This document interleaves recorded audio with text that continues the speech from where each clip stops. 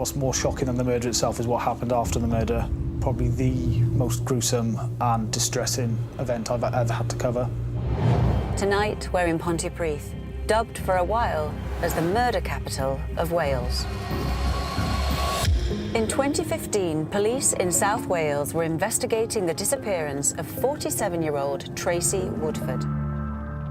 Tracy was last seen in Pontypridd town centre, and members of her family had become concerned after she had not returned home. Tracy was described as quite a quiet person who was quite fragile, had suffered from depression in the past.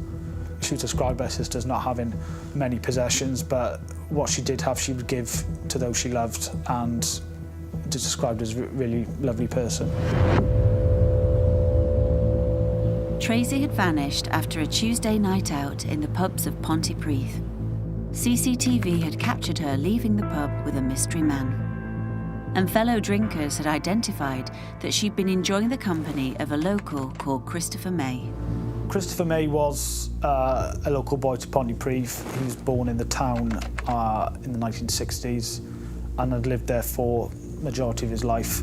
He was a father of two, had lived in Cardiff for a number of years with his partner.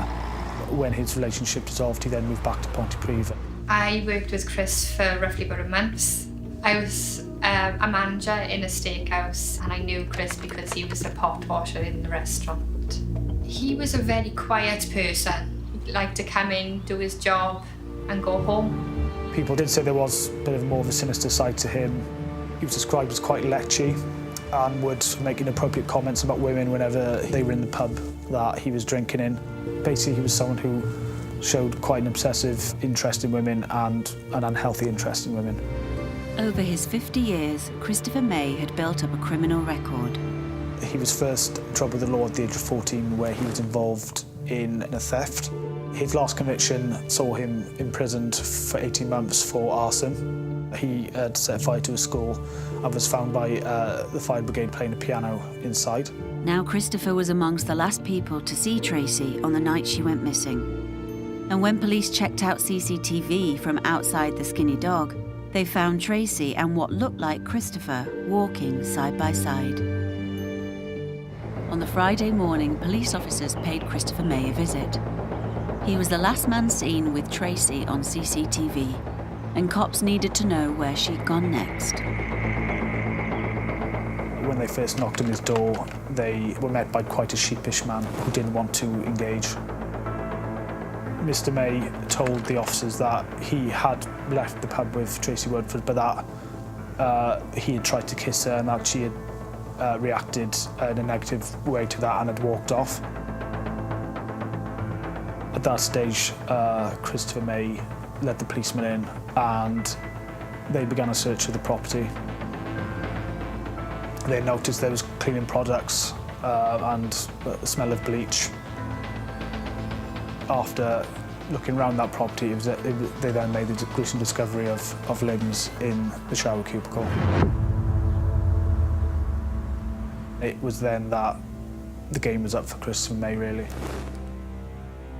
Faced with little choice, May admitted that Tracy had accompanied him home, and the events that followed began to emerge. May then offered her more alcohol and got out his laptop and started putting on music. He then tried to make a move on Tracy Woodford. She rejected his advances, and it was then that her life was in danger. He strangled her to death. Semen was found on Tracy Woodford, and it is believed that at some point before or after her death, Christopher May had sexual intercourse with her. Once that was committed, he then proceeded to watch pornography until 6 a.m. in the morning.